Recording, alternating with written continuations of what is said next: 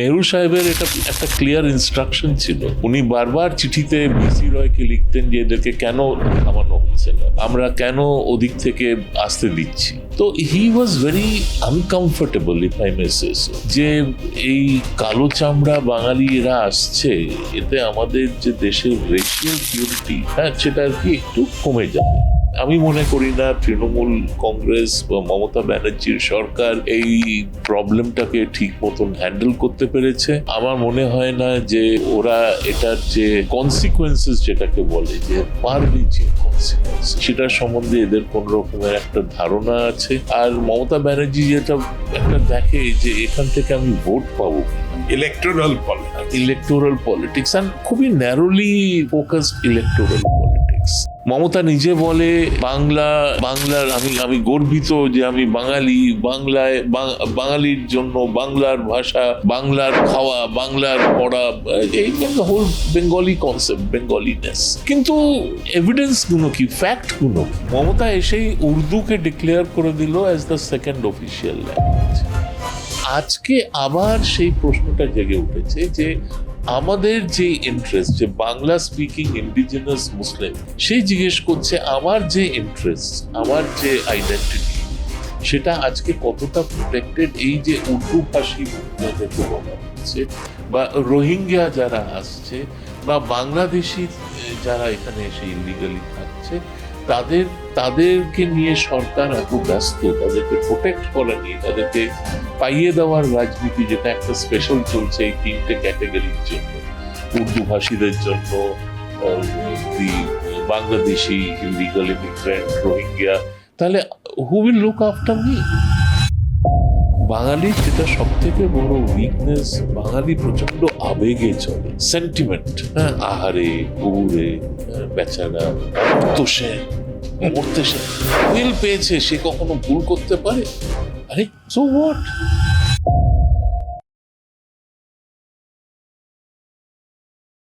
নমস্কার, ভারত দর্শনের তরফ থেকে আপনাদের সবার স্বাগতম। আজকের গেস্ট হল কাঞ্চন গুপ্তা। সে অনেক কিছু করেছে জীবনে, আর আমি স্টেপ বাই স্টেপ যাব। প্রথমে এখন মিনিস্ট্রি অফ ইনফরমেশন অ্যান্ড ব্রডকাস্টিংয়ে মিডিয়া সেল চালায়, কিন্তু প্রাথমিক জার্নালিস্ট ছিলেন। কলকাতায় জার্নালিস্ট, টেলিগ্রাফ লঞ্চের সময় ছিলেন, স্টেটসম্যান, তারপরে দিল্লিতে এসে পায়োনিয়ারে যোগ দিলেন, তারপরে ডিপ্লোম্যাট হিসেবে ইজিপ্ট গেলেন, তারপরে ফিরে এসে আবার প্রাইম মিনিস্টার্স অফিস আর প্রথম ন্যাশনাল সিকিউরিটি অ্যাডভাইজার ব্রাজেশ মিশ্রার সঙ্গে কাজ করলেন, যখন নাকি বাজপেয়ী গভর্নমেন্ট আসলো। আর কাঞ্চন গুপ্তা ওয়াজ, ওই সময় আমাদের দেশ নিউক্লিয়ার পাওয়ার যখন হলো, তখনও প্রাইম মিনিস্টার্স অফিসে কাজ করলেন। So welcome. Thank you Gautam. এত লম্বা একটা ইতিহাস দেওয়ার কোনো দরকার ছিল না। উই আর অল এখানে just you are a man of many parts, সুতরাং একটা বোঝা উচিত। একটা correction, I am senior adviser in the ministry of information and broadcasting. আমি কোনো মিডিয়া সেলফেল কিছুই চালাই না। যেটা যাকে বলে জ্ঞান দেওয়া, সেটাই করি আর কি এখানে। But it has been a very interesting life. আর আমার যেটা মনে হয়, আমাদের একটাই জীবন পাই আমরা, আর সেই একটা জীবনে যথাসম্ভব যত কিছু করে নেওয়াটা একটা, ইটস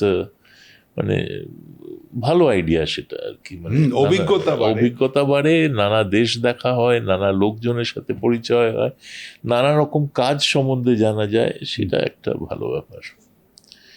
টেল মি,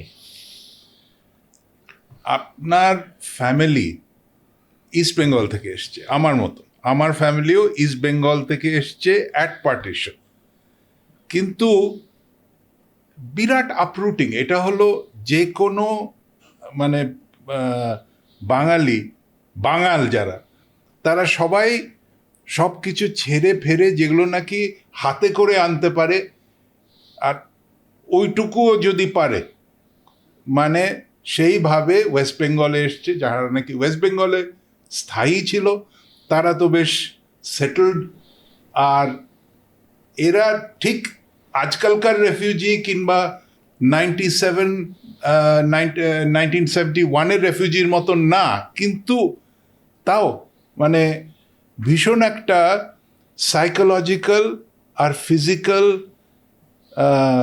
সার্জারির মতন এই করে আমার ফ্যামিলিও এসছিল।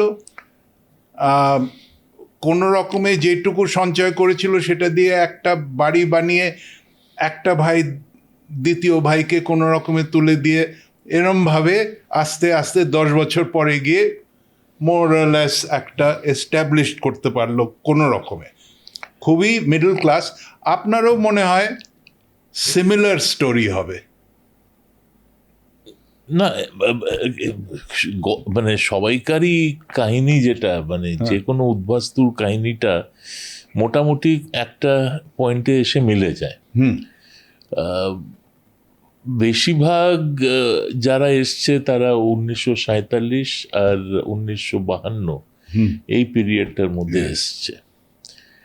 এটা অনেকে বোঝে না। আপনিও এখনই একটা ওয়ার্ড ইউজ করলেন, সার্জারি নাকি সার্জারি, ডিসমেম্বারমেন্ট বলবো। সার্জারি হলো ওয়ান টাইম প্রসেস, মানে কেটে বাদ দিয়ে দেওয়া বা কেটে জুড়ে দেওয়া, এটা it's a one time process, যেটা ওয়েস্টে হয়েছে, মানে পাঞ্জাবে, ওয়েস্ট পাঞ্জাব, ইস্ট পাঞ্জাব পার্টিশনে হয়েছে। কিন্তু ইস্টের যে পার্টিশন যেটা, সেটাকে বলা হয় কন্টিনিউইং পার্টিশন। 1946 থেকে শুরু করে ডাইরেক্ট অ্যাকশন ডে, নোয়াখালী রায়েট থেকে শুরু করে 1971, তারপরে এখন এর 1971-এর আগে বারবার ঢাকাতে রায়েট হয়েছে, বাংলা মানে তখন ইস্ট পাকিস্তান ছিল, ওখানে রায়েট হয়েছে, হিন্দুরা এদিকে এসছে, আর এটা এখনো চলছে, হিন্দুরা এখনো আসছে বা আসতে চাইছে, আরও সেটা বাড়বে শেখ হাসিনা যাওয়ার পরে, আওয়ামী লীগ সরকার যাওয়ার পরে। যে এখন আমরা ওখানকার পলিটিক্যাল সিচুয়েশন যেটা দেখছি, ফেব্রুয়ারিতে ওখানে ইলেকশন আছে, কিন্তু ইলেকশনে যারা জিতবে সেটা মোটামুটি সবাই জানে, জামাতিরা জিতবে, বিএনপি জিতবে, আর ওরকম একটা গভর্নমেন্ট আসার পরে হিন্দুদের ওখানে যেই সিচুয়েশন হবে, যা ওরা সবাই মানে বুঝতে পারছে যে খুব একটা বিশেষ ওদের জন্য ওখানে আর কিছু থাকবে না, তো ওরাও এখানে আসতে চাইবে। তো এইভাবে যে একটা কন্টিনিউয়াস ইনফ্লো অফ রিফিউজিস যেটা হয়েছে। আরেকটা যেটা ডিফারেন্স, ওয়েস্টে যে পার্টিশন হয়েছে, পাকিস্তান, ওয়েস্ট পাকিস্তান, পাঞ্জাব পার্টিশন, তারপরে ওয়েস্ট পাকিস্তান হওয়া, ওখান থেকে যেসব রিফিউজিরা এসেছিল ওদের জন্য ভারত সরকার যতটা করেছে তার একাংশ ইস্ট বেঙ্গল থেকে যারা এসছে তাদের জন্য করেনি। যেই রিফিউজি ক্যাম্প যেগুলো বানানো হয়েছিল, নেহরু সাহেব সেগুলোর নাম দিয়েছিলেন permanent liability camp, PLC 1, PLC 2, PLC 3 এরকম করে। আর ক্যাম্প মানে কি, ওটা আর কি মানে জলা জমি, তাতে আর কি একটু শামিয়ানা টাঙিয়ে দাও, ওখানে কোনো রকমের ইলেকট্রিসিটি বা জলের ব্যবস্থা নেই, কোনো রকমের সার্ভিসেস নেই, স্যানিটেশন নেই। আর মেঘে ঢাকা তারা যারা দেখেছে ওই সিনেমাটা, তারা একটা বুঝতে পারবে যে কিরকম পরিস্থিতি ছিল। আর নেহরু সাহেবের এটা একটা ক্লিয়ার ইনস্ট্রাকশন ছিল। উনি বারবার চিঠিতে বিসি রয়কে লিখতেন যে এদেরকে কেন থামানো হচ্ছে না, আমরা কেন ওদিক থেকে আসতে দিচ্ছি। তো he was very uncomfortable, if I may say so, যে এই কালো চামড়া বাঙালি এরা আসছে, এতে আমাদের যে দেশের রেশিয়াল পিউরিটি, হ্যাঁ, সেটা আর কি একটু কমে যাবে। পশ্চিম থেকে যারা এসছে, পাঞ্জাবের দিক থেকে যারা এসছে, তারা সব সাদা চামড়া ছিল, fair skinned. So I am personally convinced যে he had a big issue with brown skin or dark skin. তাছাড়াও যদি দেখা হয় যে ওদের যখন রিফিউজিরা চেষ্টা করলো যে ওদের এখানে কোনো রকম একটা সেটেলমেন্ট হোক, এখানে যেসব জমি ছিল কলকাতার আশেপাশে সেগুলোকে ওরা লিজে নিতে চাইলো, কংগ্রেস থেকে তখন ওখানকার যারা যেই জমির মালিকরা ছিল তাদেরকে বলা হলো খবরদার এদেরকে জমি দেবে না, তাহলে কিন্তু সরকার তোমাদের উপরে রেগে যাবে। তখন ওই সংগঠিতভাবে ওরা যে জমি ক্যাপচার করতে শুরু করলো, আর আজকে যে সব কলোনি তখন বানানো হয়েছিল, সেই কলোনিগুলো এখনো আছে। আর তার নাম থেকেই বোঝা যায় যে কি স্ট্রাগলের থ্রু দিয়ে ওরা ওই কলোনিগুলোকে বানিয়েছিল, ওখানে বসবাস করেছিল। But anyway, that is past. যেটা আমাদের আজকের প্রধান চিন্তার কারণ হওয়া উচিত যে 1946-47 যেই রাজনৈতিক সিচুয়েশন ছিল, পরিস্থিতি ছিল, সেটা আবার ফিরে আসছে। আর সেটা that is a matter of genuine concern. এই ঐতিহাসিক দিক দিয়ে গেলে 1905 ক্লাইভ না, গভর্নর যে ছিল তখন,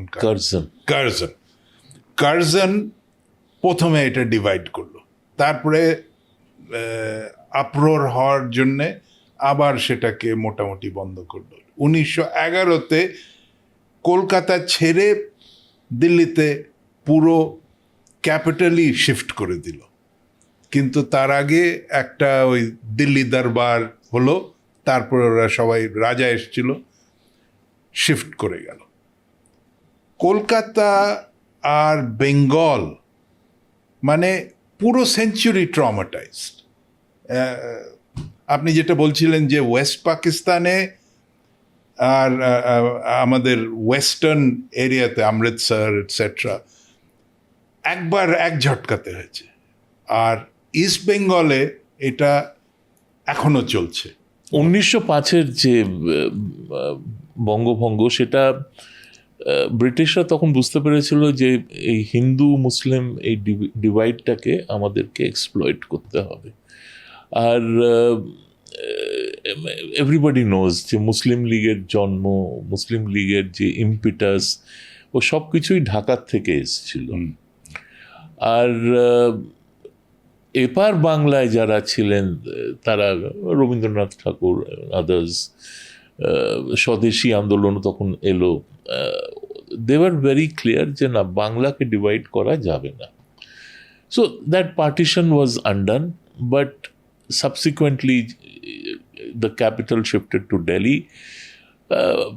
So that is history which is water under the bridge. আজকের যদি আমরা সিচুয়েশনটা দেখি, সেটা ইটস ভীষণই চিন্তাজনক। কারণ ওই এক মানসিকতা যেটা আমরা 1946-এ দেখেছি, 1947-এ দেখেছি, তারপরে যতবার রায়েট হয়েছে সেগুলো তখন যেটা দেখেছি, আর সেটা আবার চাড়া দিয়ে উঠছে।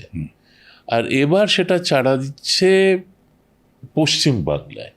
তো আগে যে ইম্পালসটা আসতো, সেটা আসতো ইস্ট বেঙ্গল থেকে ওয়েস্ট বেঙ্গল। এখন এটা ওয়েস্ট বেঙ্গলে নিজেরই একটা ইম্পালস তৈরি হয়ে যাচ্ছে। আর সেটা সেটা কিভাবে আটকানো যায়, সেটা সম্বন্ধে কি করা যায়, কারণ আমি মনে করি না তৃণমূল কংগ্রেস বা মমতা ব্যানার্জির সরকার এই প্রবলেমটাকে ঠিক মতন হ্যান্ডেল করতে পেরেছে। আমার মনে হয় না যে ওরা এটার যে কনসিকোয়েন্সেস যেটাকে বলে, যে ফার রিচিং কনসিকোয়েন্সেস, সেটার সম্বন্ধে এদের কোনো রকমের একটা ধারণা আছে। আর মমতা ব্যানার্জি যেটা একটা দেখে যে এখান থেকে আমি ভোট পাবো কিনা, ইলেকটোরাল পলিটিক্স, অ্যান্ড খুবই ন্যারোলি ফোকাসড ইলেকটোরাল পলিটিক্স। ও যেটা বলেছে যে গরু দুধ দেয় তার লাথি খেতে রাজি আছে। তো এরা যদি দুধ দেয়, এরা যদি ভোট দেয়, তারপরে এরা যদি রায়ট করে, এরা যদি যা ইচ্ছা করুক, সেটা আমি মানতে রাজি আছি। সেখান থেকে শুরু করে আজকে আমরা এমন একটা জায়গায় এসে পৌঁছেছি যে কেউ বলছে আমি বাবরি মসজিদ বানাবো এখানে, কেউ বলছে আমি এখানে সারিয়া লাগু করব, কেউ বলছে আমি এখানে দুর্গাপুজো হতে দেবো না। একটা ছোট জিনিস, এটা আমরা সবাই দেখে এসছি, চিরকাল দেখে এসছি, স্কুল কলেজে যে সরস্বতী পুজো হয়, it's a religious event, it's also a very Bengali cultural event.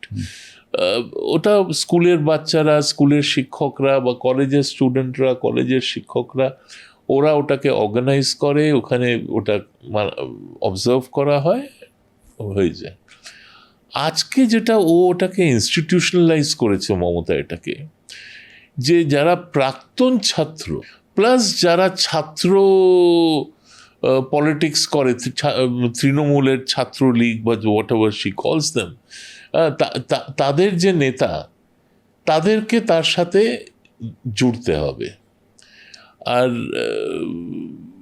College থেকে যেসব ছাত্ররা পড়াশোনা করে পাস করে বেরিয়ে গেছে, তাদেরকে এই পুজো অর্গানাইজ করতে বলা হচ্ছে। কেন তাদেরকে বলা হচ্ছে? কারণ ওখান থেকে তোলা আসবে, ওখান থেকে টাকা আসবে, আর সেই টাকা দিয়ে এদের চলবে। প্রত্যেক বছর এটা নিয়ে টেনশন হয়, এবারও হচ্ছে। তো এই ধরনের একটা যে সিচুয়েশন, মমতা নিজে বলে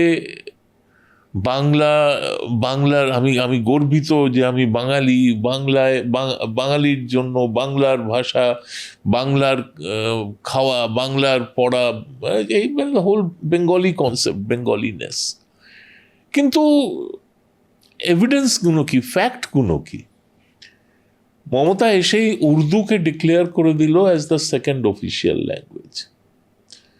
so there is Bangla, there is Hindi, there is English, there is Bangla, there is Hindi, and there is Urdu. English and Hindi are central official languages, state government official language হলো বাংলা আর উর্দু।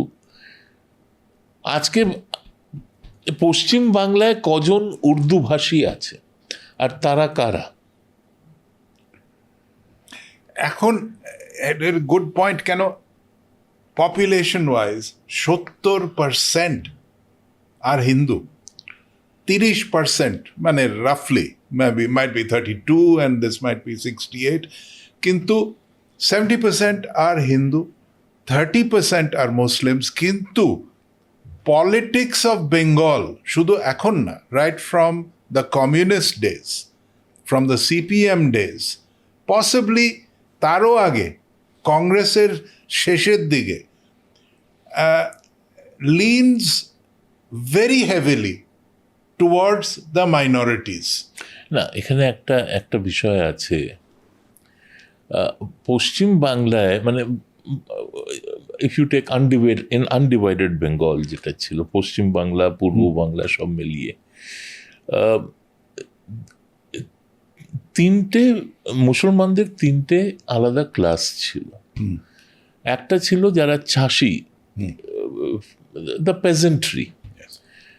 ওরা অনেক বড় একটা সংখ্যাতে পেজেন্ট্রি, মুসলিম পেজেন্ট্রি বাংলাতে ছিল। তারা বাংলা বলতো, তাদের অনেক কাস্টমস মানে হিন্দু বাঙালিদের সাথে মিল খেত। এই লালন ফকিরের যে ট্র্যাডিশনটা ওখান থেকে এসছে, যে আমরা যেটা বাউল ট্র্যাডিশন দেখি সেটাও ওতে অনেক ইনফ্লুয়েন্স হয়েছে, বৈষ্ণব ট্র্যাডিশনকে ওরা ইনফ্লুয়েন্স করেছে। তো এই ধরনের একটা পার্টিকুলার ক্লাস ছিল মুসলমানদের। দ্বিতীয় একটা ক্লাস ছিল, শ্রেণী ছিল, তারা হলো যারা জুট মিলে কাজ করত বা কলকাতার পোর্টে ডকে কাজ করত। They were all immigrant Muslims. তাদেরকে বলা হতো, মানে আমি কোনো ডিসরেসপেক্ট মিন করি না, but they were known as Bihari Muslims. ওরা বিহার থেকে আসতো, আইদার সিজন বেসড লেবার অথবা পার্মানেন্ট লেবার, যেরকম ডকে ছিল এরা সব। They were the Urdu speaking Muslims. এখন ওরা উর্দু ভাষায় কথা বলতো সেটা ঠিক নয়, কিন্তু ওই যেহেতু হিন্দি ভাষী ছিল বলে ওদেরকে বলা হতো উর্দু ভাষী মুসলমান। একটা থার্ড ক্যাটেগরি ছিল মুসলমানদের, ক্লাস ছিল, তারা ছিল বৌদ্ধিষ্ণু মুসলমান, যারা উকিল, ডাক্তার, এন্টারপ্রেনার, অ্যাবসেন্টি ল্যান্ডলর্ডস, যেরকম West Bengal as you would know, মানে a large number of agrarian land was held by people who were absentee landlords. তারা সব কলকাতায় থাকতো। তাদের মধ্যে যারা মুসলমান ছিল তারা পার্ক সার্কাসের যেটা পশ এরিয়াস সেখানে থাকতো, যারা হিন্দু ছিল তারা নর্থ ক্যালকাটায় থাকতো। কেউ বাইজি নাচাতো, কেউ অন্যভাবে পয়সা ওড়াতো, but that was a class by itself. আজকে যেটা হয়েছে এর মধ্যে যেটা সিপিএম এর মেনশন এলো, সিপিএম বা লেফট মুভমেন্ট ওই তেভাগা আন্দোলন থেকে শুরু করে, because it was an agrarian economy largely, it was an industry based economy which became an agrarian economy. আর সেটাকে এক্সপ্লয়েট করলো লেফট পার্টিসরা। জ্যোতিবাবুর সময় জ্যোতিবাবু, হরে কৃষ্ণ কোনার, প্রমোদ দাশগুপ্ত, এদের একটা ভীষণই মারাত্মকভাবে স্মার্ট এটা একটা মুভ ছিল যে কিভাবে পেজেন্ট্রিকে ক্যাপচার করা যায়।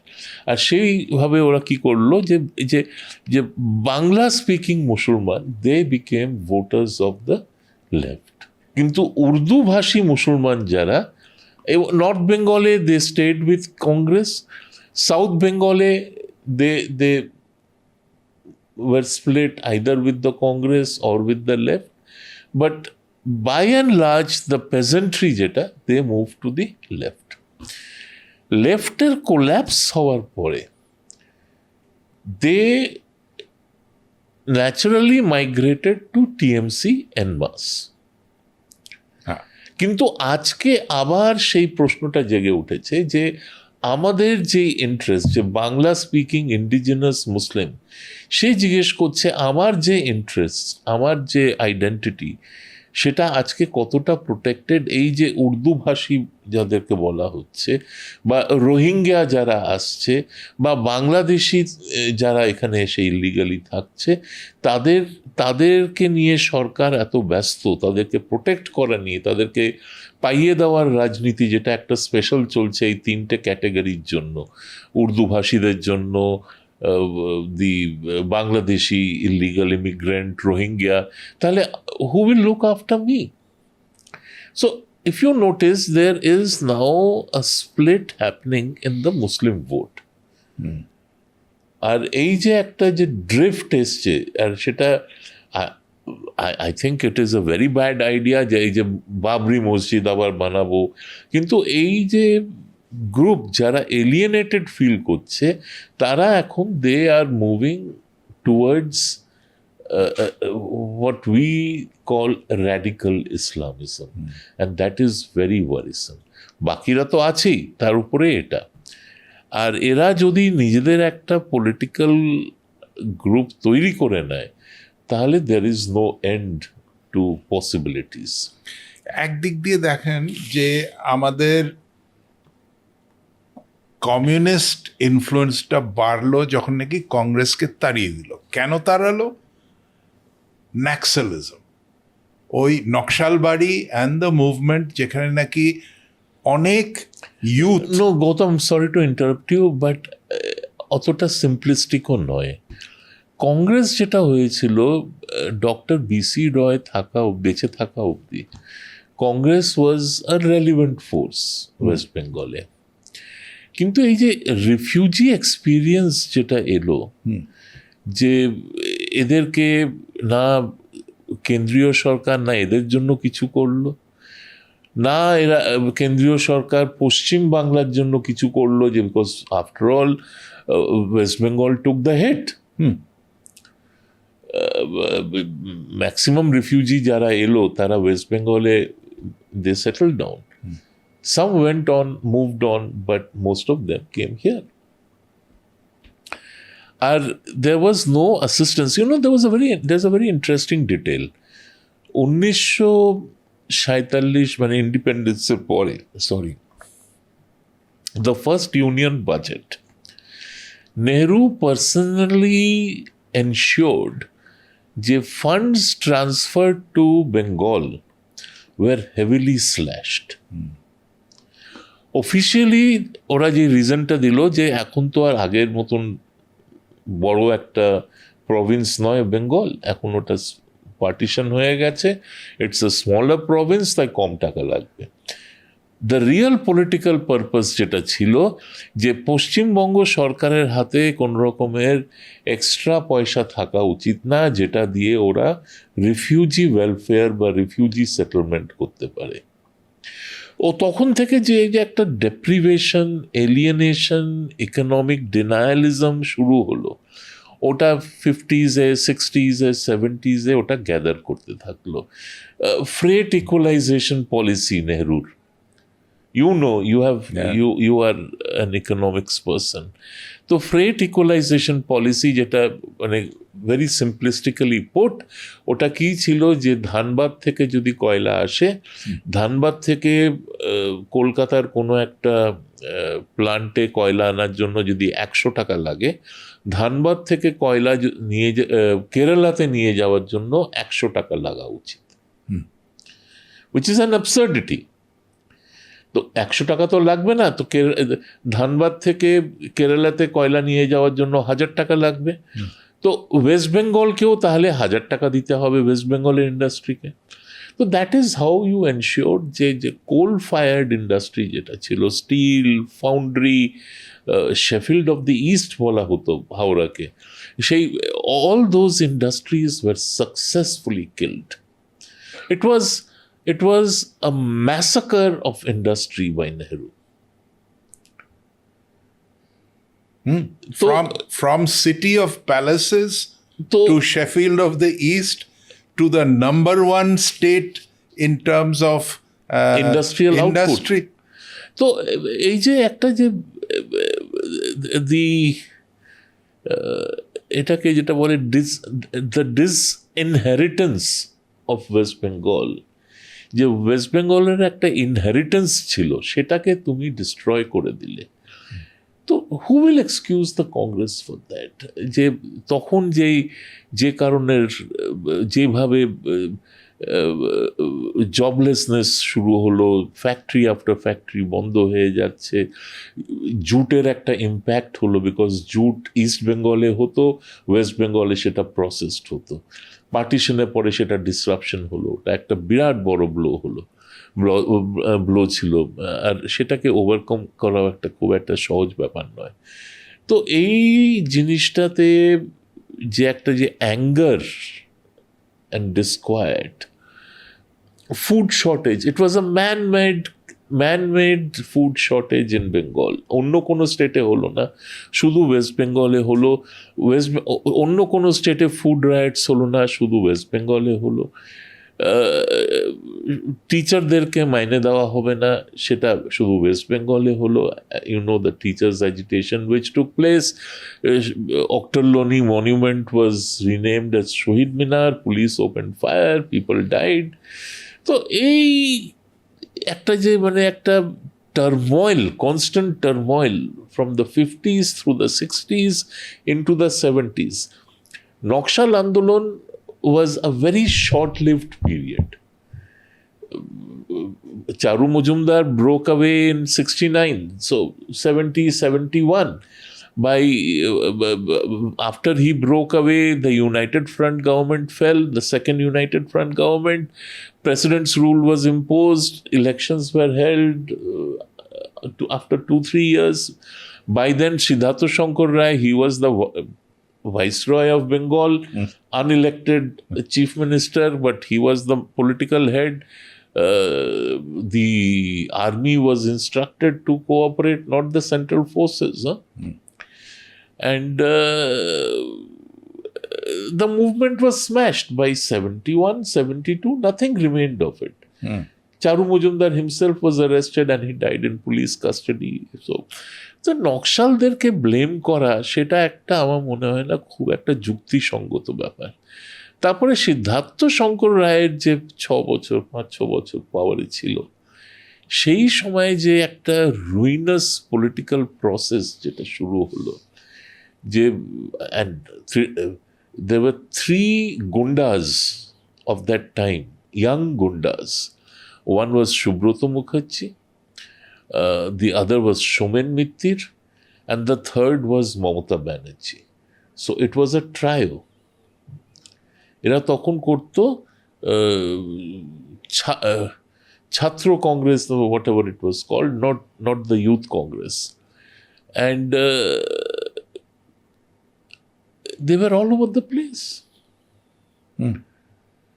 যে লেক গার্ডেন্স, লেকসে একটা প্রোগ্রাম, কালচারাল প্রোগ্রাম হয়েছিল, সেখানে the kind of violence, infamous, চলতি বাসে বোম মারা হলো একটা, I mean crowded, and you know how crowded Calcutta buses can be.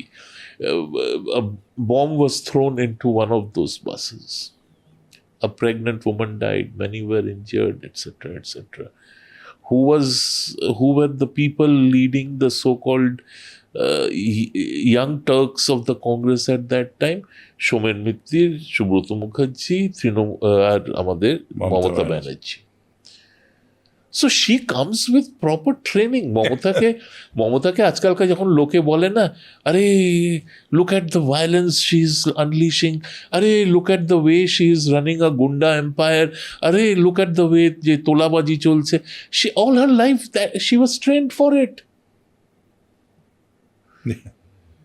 And with due respect, কমিউনিস্টরা তার ধারে কাছে আসে না। ওদেরকে মার্কস, লেনিন, স্টালিন শেখানো হয়েছিল, ওদেরকে তোলাবাজি করতে শেখানো হয়নি।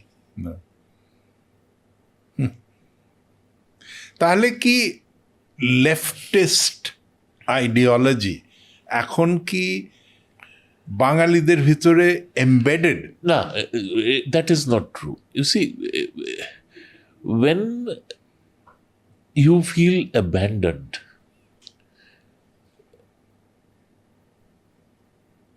entire left movement in Bengal and Tripura, এটা যে বেস ছিল, এটা 2-tier বেস ছিল। একটা ছিল যারা ওই চাষি, হ্যাঁ, whether it is a Hindu peasant or Muslim peasant, the peasantry, and আরেকটা ছিল the refugee. The refugee felt যে অ্যাটলিস্ট যদি আমি এর সাথে যাই, আমার বাঘা যতীনে যে ইলিগাল কলোনিটা আছে ওটা রেগুলার হয়ে যাবে, আমার ছেলেটা হয়তো কোথাও চাকরি পেয়ে যাবে, আমার কিছুটা হয়তো কিছু পেয়ে যাব, তো ওইভাবে গেছে। Tripura also the same thing. I mean, it was purely a Bengali refugee party over there. তো যখন এরা পড়লো প্রথমে ওয়েস্ট বেঙ্গলে, তারপরে ত্রিপুরাতে, by then that illusion had gone, or by then the necessity of the left had gone. তো বাঙালি সে গরিব হোক, বড়লোক হোক, যাই হোক, লেফটকে আর দরকার ছিল না। যারা পাইয়ে দেওয়ার রাজনীতিতে বিশ্বাস করে তাদের জন্য Trinamool is a good option. যারা গুন্ডামি করে রোজগার করে তাদের জন্য Mamata Banerjee is a better option. Buddhadeb তো আর কম্পেয়ার করা যায় না তাকে ওর সাথে। So it is over. The left story is in any case over all over the world.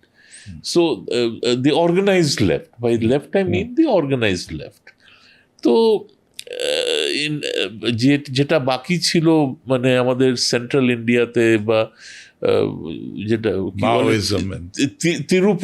Tirupati to Pashupati, the red corridor, even that has been smashed now.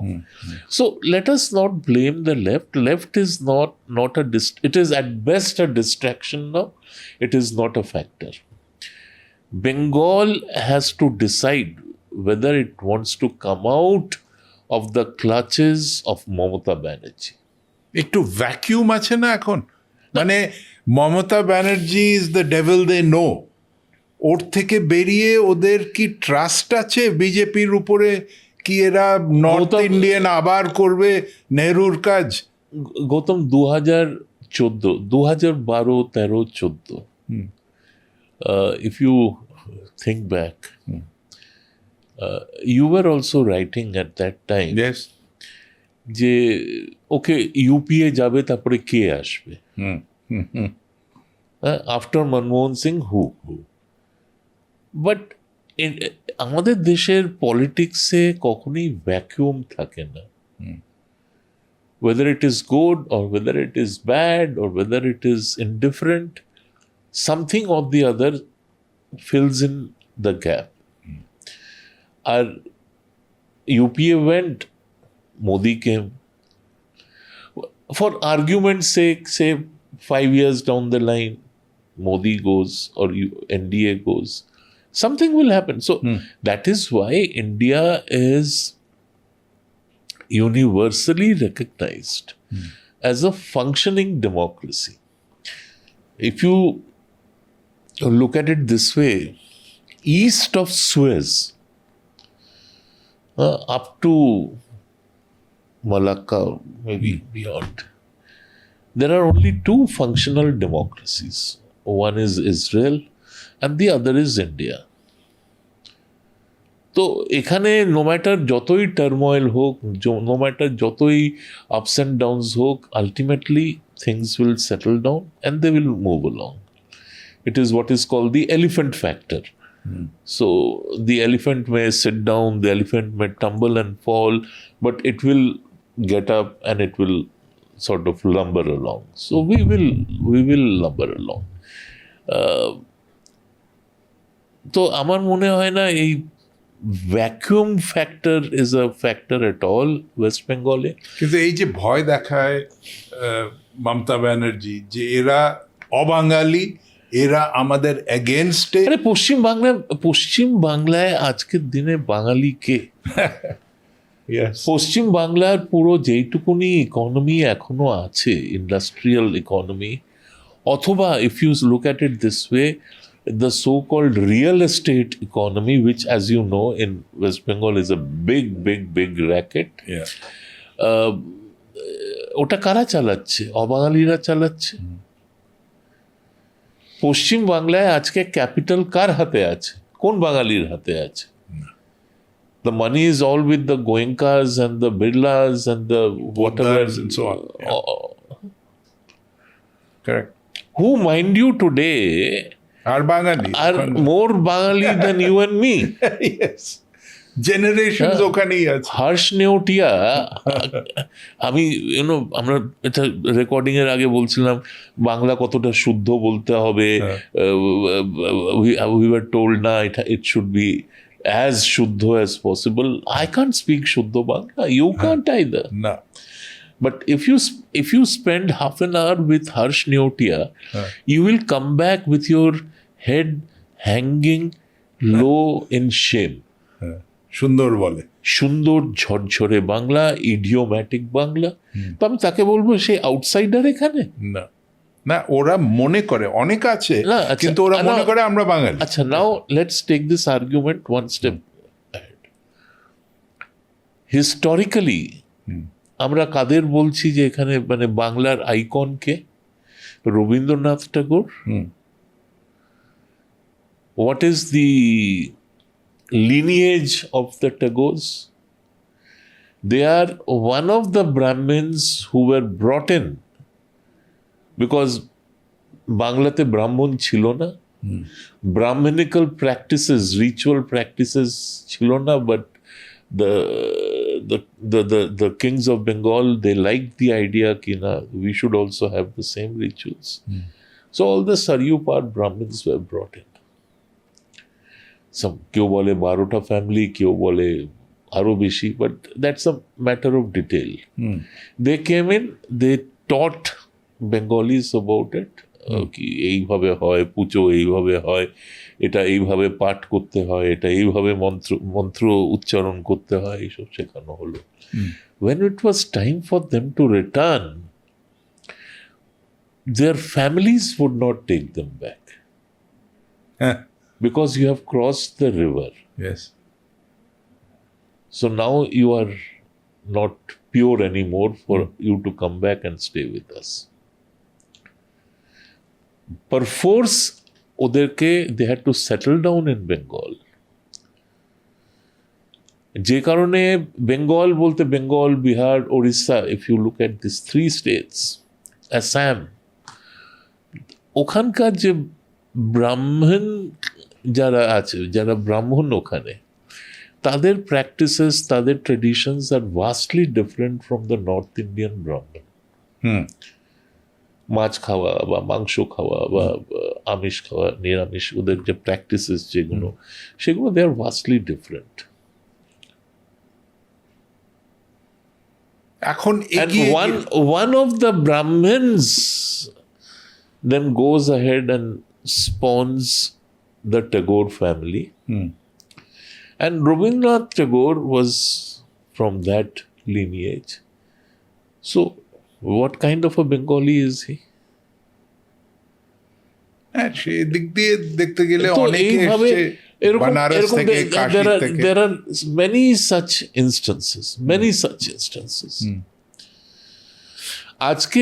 আজকে যেখানে আমরা বলছি যে না, ইন্ডিয়ান যদি আমেরিকাতে, ওখানে if he is born over there, if he grows up over there, he has the right to be called an American, and he should have the right to become a president or whatever. We are saying that. Mamdani or some character, he becomes the mayor of New York. Who is he? What is he? What are his American credentials? He's not even an Indian. He's half Indian, half African. Yes. But when it comes to our own country, আমরা বলছি না অমুকে বাঙালি না, অমুকে এই না, what kind of politics is this? In the near future, দুটো issue. But Gautam, I'm sorry to interrupt you, there is sinister politics behind it. When you keep on harping on this, na, অবাঙালি, xenophobia, যে outsider, বহিরাগত বারবার যখন বলতে থাকো, আমাদের মতন বাঙালি যারা বাংলার বাইরে করে খাচ্ছি আমরা, we are putting food on our table, courtesy UP or Delhi or Madhya Pradesh or Maharashtra or Kerala or Tamil Nadu. Yes. Let us not forget it. Or Bangalore or whatever. আমি জানি না কতটা এই ডেটাটা correct, but people say there are 6 lakh Bengalis in Bangalore, Hyderabad, that tri junction. ওখানে নাকি 6 লাখের বেশি বাঙালি আছে। হ্যাঁ, নট সারপ্রাইজিং। হ্যাঁ, কালকে যদি সবাই বলে যে না ভাই তুমি pack up your bags and go, তোমরা এখানে বহিরাগত, উই ডোন্ট ওয়ান্ট ইউ। এটা মাঝে মাঝে শুরু হয় অন্য জায়গায়, কিন্তু এরম ভাবে না। She wants that. মমতা চায় এরকম একটা ব্যাকল্যাশ হবে, যাতে ও বলতে পারে, she can play the victim card and say তোমরা সবাই চলে এসো, আমি তো আছি এখানে। What rubbish! Now, the state is bankrupt many times over. Of course it is bankrupt. আর ভীষণ ডেটে ভোগে, আর যেই পয়সাটা আসে সেন্টার থেকে সেগুলো অল মিসডাইরেক্টেড। কিন্তু এই যে ফোর্থকামিং ইলেকশন আসছে, দুটো মানে ক্রিটিক্যাল পয়েন্ট আমার তরফ থেকে হলো, একটা হলো ইলেকশনে কি হবে, এইবার কি কোনো চেঞ্জ এক্সপেক্ট করা যায়? যেরমভাবে কমিউনিস্টরা গেল আর মমতা আসলো as a big white hope, কিন্তু এগোতে কিছুই হলো না, মানে মোর অফ দ্য সেম। এখন বিজেপি চেষ্টা করছে, ত্রিপুরাতেও তো সাকসিড করলো অত বছর চেষ্টা করে। বেঙ্গলে কি ওরা জিততে পারবে? আর বাংলাদেশ নিয়ে কি করবে সেন্টার? কেন বাংলাদেশ উঠে বসেছে আমাদের সঙ্গে ঝগড়া করা। তিনটে আলাদা জামাতের নাম নিলে, Jamaat is definitely anti India, pro ISI, So pro. Gautam, there are three different strands to your question. একটা হলো যে ওয়েস্ট বেঙ্গলের যে আর্থিক অবস্থা, they are broke, they have nothing, they have no money, nothing. ওরা স্যালারিজ দিতে পারছে না, ওরা ডিএ দিতে পারছে না, ওরা কোনো রকমের সোশ্যাল ওয়েলফেয়ার স্পেন্ডিং করতে পারছে না। মাস গেলে সব মহিলাদেরকে 1,000-1,200 টাকা ধরিয়ে দেওয়া, সেটা কোনো সোশ্যাল ওয়েলফেয়ার না। হ্যাঁ, I will give you a small indicator. রাফলি ওয়েস্ট বেঙ্গলের যে রেকর্ডেড পপুলেশন 10 কোটি, তার একটু উপরে একটু কম, এরকম 10 কোটি। এই যে ফ্রি ফুড ডিস্ট্রিবিউশন যেটা হয় সেন্টারের, just take a guess how many people in West Bengal demand and get that free food, or they need that free food? Take a guess. I'd say 70%. No, it's slightly less than that. 6 crores. 6 crores. 6 out of 10, 60%. 60%. They are living on that free food. That is the real status, economic status condition of the Bengali today. দেখাই যাচ্ছে। A few days ago, about 2-3 weeks ago, I was in rural Bengal. It's very heartbreaking, you know. Somebody does a small service for you, whatever it is, serves you a meal or in a restaurant or something.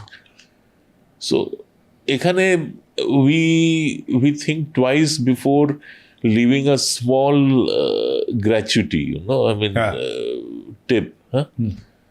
ওখানে if you give the person a 5 rupee note or a 10 rupee note, it's a huge fortune for them. কি খুশি। I am not being simplistic about it. এখানে 100 টাকা দিলেও বাস ঠিক আছে, আর ওখানে হলো 5 টাকা দিলে অনেক দিল। So I mean, grinding poverty. I went to a small stationery shop. I needed lip balm because my lips were getting chapped and I just needed it.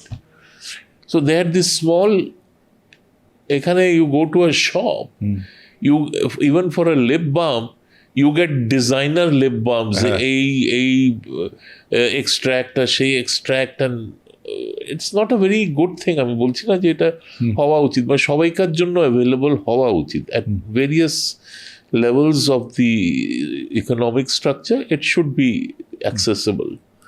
But there, everything was a 5 rupee little piece. ওই sachet principle. Sachet principle. So there were these tiny boxes, very neatly produced, 5 rupees each. So out of shame, I said, আমাকে 5টা দিয়ে দাও বা 10টা দিয়ে দাও, because I found it very, I thought I would come and distribute it among people I know over here. যে বোরোলিনের এরকম একটা ছোট coin sized box হয়। You should have seen this man, like, you know, এত খুশি, এতগুলো নিয়ে আপনি কি করবেন? ওর স্টক কিনে নিন। তো মানে he just couldn't believe his ears. I said, আমাকে 10টা দিয়ে দিন।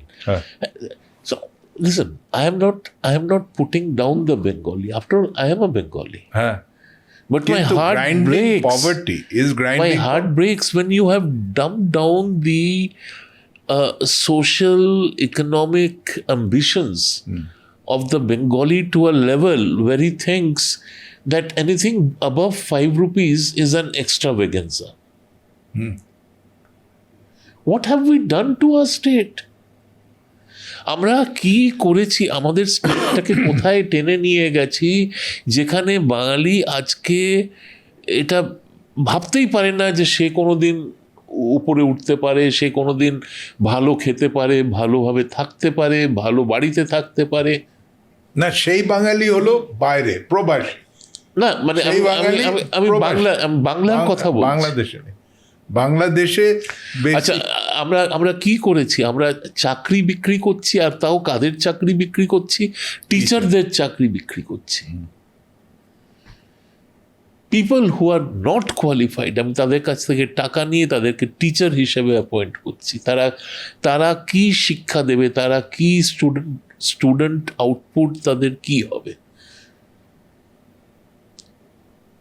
আর আজকেও মমতা ব্যানার্জি এটা স্বীকার করবে না যে হ্যাঁ টাকা দিয়ে চাকরি দেওয়া হয়েছিল, হ্যাঁ এটা ভুল হয়েছিল, হ্যাঁ ওর কাছের লোক যারা পার্থ এরা ওর লোক, হ্যাঁ, her right hand left hand people, they did it. And she expects us to believe that they kept all the money. না, আর এখন এই যে লেটেস্ট মানি লন্ডারিং যেটা নিয়ে পৌঁছে হিড়ির করে ফাইল তুলে চলে আসলো, ও কেন করছে এটা? এরকম তো আইপ্যাকের সাথে ওর কিসের সম্পর্ক? ওই টাকাটা গোয়াতে পাঠিয়েছে, গোয়াতে পাঠিয়েছে, কোথায় পাঠিয়েছে, গোয়া থেকে সেই টাকা কোথায় গেছে, সেগুলো সব আলাদা ব্যাপার। কিন্তু এই সব তো এখন রুটিন। একটা মিনিস্টার বাড়ি ভর্তি, মানে ফ্ল্যাট ভর্তি, ফ্লোর টু সিলিং টাকা, আরেকটার প্রপার্টি, আরেকটার মানে অল সর্টস অফ স্ক্যান, কিন্তু এর টিকে যায়, প্রত্যেক ইলেকশনের টিকে যায়। এটা একটা কারণ আছে, majority, there is a natural cycle যেটাকে বলে। বামফ্রন্ট পাওয়ারে এসছে 1977, তারপরে টানা 33-34 বছর ওরা পাওয়ারে ছিল। শুধু একটা term was a short term because Jyotibabu went in for an early election, নাহলে ওটা 35 বছর হতো।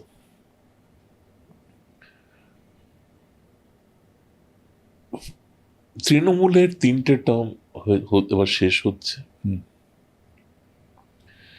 লোকে there is something called a comfort level, you get used to it, etc. দিদি একটা 2 নম্বর হলো বাঙালির যেটা সব থেকে বড় উইকনেস, আর এটা again I say this with a certain trepidation because I could be misunderstood. বাঙালির যেটা সব থেকে বড় উইকনেস, বাঙালি প্রচন্ড আবেগে চলে, সেন্টিমেন্ট। হ্যাঁ, আহারে উহুরে, হ্যাঁ বেচারা, হ্যাঁ অমর্ত্য সেন নোবেল পেয়েছে, সে কখনো ভুল করতে পারে? আরে so what? I mean, how is that a qualifier যে এ নোবেল পেয়েছে বলে সে ভুল করতে পারে না, বা তাকে মানে পুজো করতে হবে? এটা তো বাঙালির কোনোদিনই ট্রেডিশন ছিল না। ব্যক্তি পুজো was never a tradition in Bengal. আজকে আমরা সেই জায়গায় এসে পৌঁছেছি, ও তো এত বড় একটা লোক, ও এত বড় একটা লোক। তো এই যে আবেগে চলা, এটা আমাদেরকে প্রচণ্ডভাবে অ্যাজ আ পিপল প্রচণ্ডভাবে আমাদেরকে এটা নেগেটিভলি ইম্প্যাক্ট করেছে। সেকেন্ড, এত আমাদের অ্যাম্বিশনটাকে এত ছোট করে দেওয়া হয়েছে, আমাদের নিডসগুলোকে এত ডাম ডাউন করে দেওয়া হয়েছে। অ্যাসপিরেশনাল ক্লাস বেঙ্গলে নেই, শেষ করে দেওয়া হয়েছে। সেখানে মাসে 1000-1200 টাকা যদি বাড়িতে বসে পাওয়া যায়, এটাই অনেক। তো সেখানে চেঞ্জ কেন চাইবে লোকে? বাট লাস্ট ফ্যাক্টর সেটা হলো যে ভয়, যে আমি যদি ভোট না দিই আমাকে মারবে, আমার বাড়িতে আগুন লাগিয়ে দেবে। দিস টাইম আমাদের সাথে একজনের দেখা হলো, বলছে, ও বেশ মানে ক্যাজুয়ালি বললো, আমি বললাম যে তুমি কি করো? বলছে যে আমার পোলট্রি আছে। বললাম বাহ, তাহলে তো ভালো, মানে হাউ হাউ মানে কিরকম চলে, যে ভালোই চলছিল, ওই তৃণমূলের লোকগুলো এসে না আগুন লাগিয়ে দিয়েছে। So that is the kind of thing which happens. কিন্তু এদের ঠেলে বের করতে তো পারছে না। সন্দেশখালিতে যে কেসটা কি, যে মহিলাদেরকে উঠিয়ে নিয়ে যাচ্ছে পার্টি অফিসে, মেয়েদেরকে উঠিয়ে নিয়ে যাচ্ছে পার্টি অফিসে, জমি কবজা করে ওখানে অন্য কিছু লাগিয়ে দিচ্ছে, অন্য কিছু বানিয়ে দিচ্ছে, শ্রিম্প ফার্মিং, এই সেই ফালতু জিনিস সব। আর এরা তখন এদের এগেনস্টে কে দাঁড়াবে? Bengal has always had the মধ্যবিত্ত বাঙালি বা যে আচ্ছা, তাহলে একটা জিনিস চাষা ক্লাস বাঙালি, হ্যাঁ, হিস্টোরিক্যালি এদের একটা মুসলমান ভয় ছিল, হিস্টোরিক্যালি সেই ভয়টা কিন্তু এখনো আছে।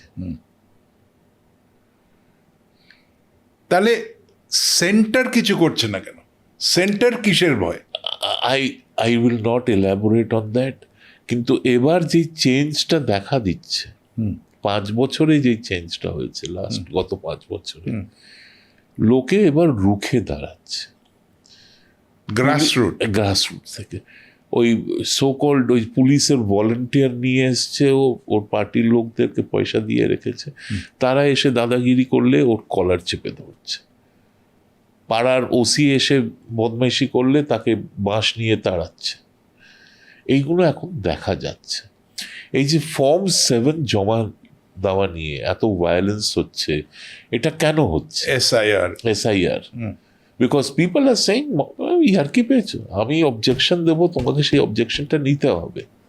ক্যান ইউ ইম্যাজিন গৌতম, আজ থেকে 5 বছর আগে এই ধরনের গ্রামে, স্পেশালি গ্রামাঞ্চলে লোকে এইভাবে এগিয়ে আসবে? সো এটা ইংলিশ প্রভাব আছে, every worm turns, and when the worm turns, then things happen.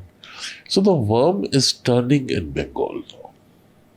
Well, let's hope it turns in time. Acha, as we are approaching the end of our session, আপনি অনেক কিছু করেছেন, as you said right at the outset, যে অনেক কিছু করা ভালো, কেন একটা লাইফ এক্সপিরিয়েন্স বাড়ে, পার্সপেক্টিভ বাড়ে, অনেক কিছু দেখা হয়, অনেক কিছু বোঝা হয়। ইনফ্লুয়েন্সেস কি?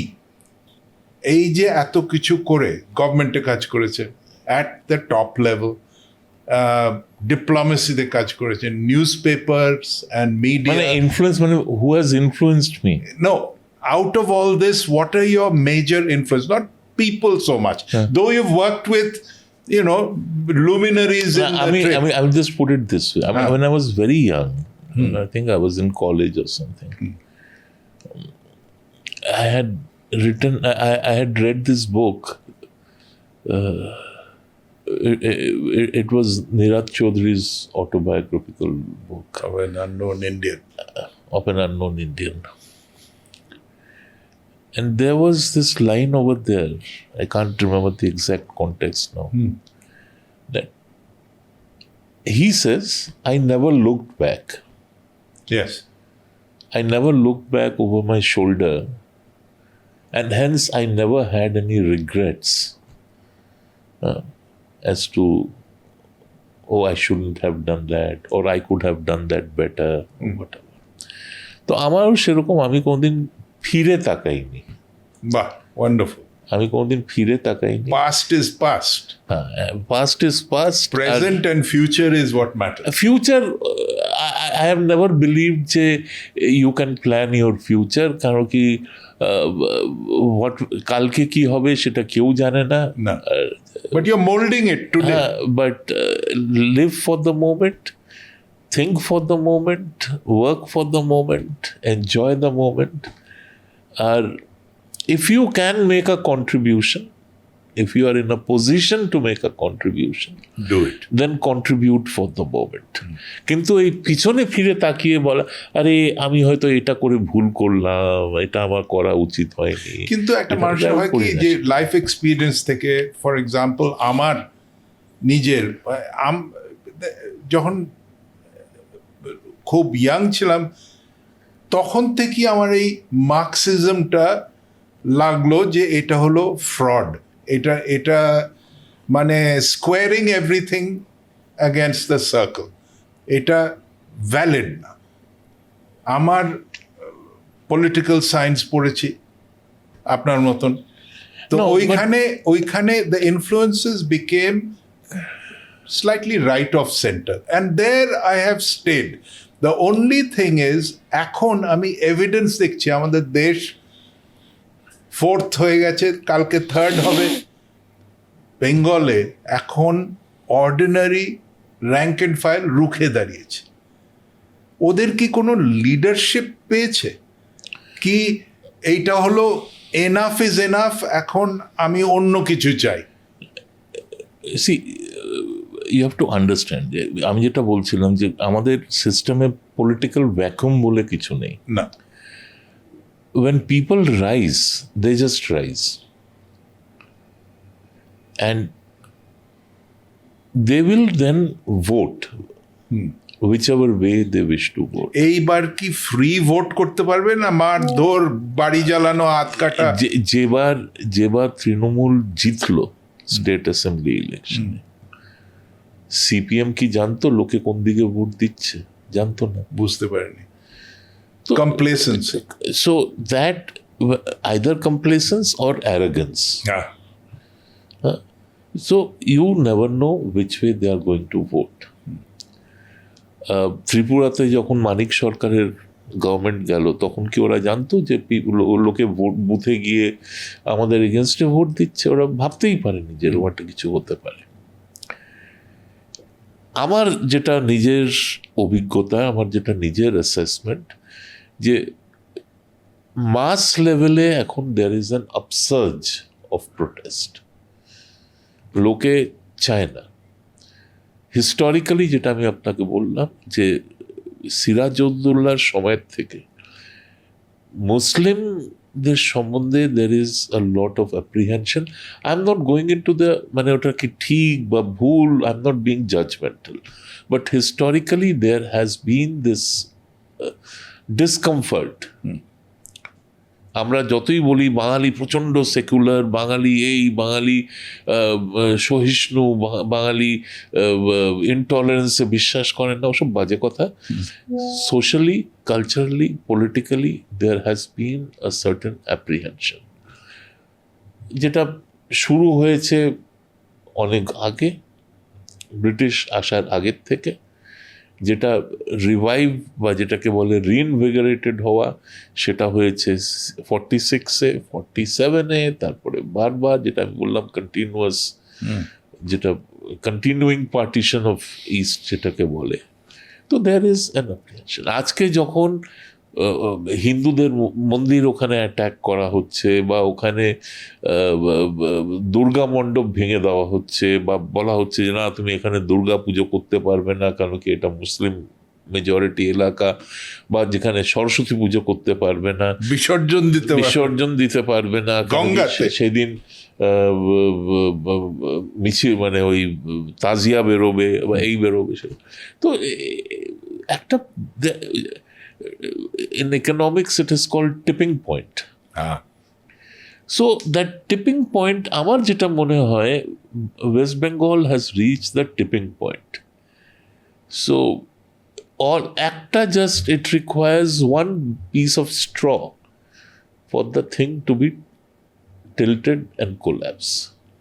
Wonderful.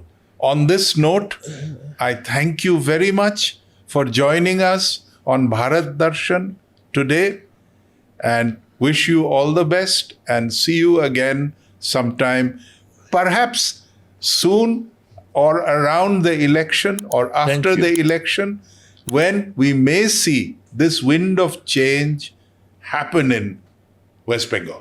Thank you. Thank you.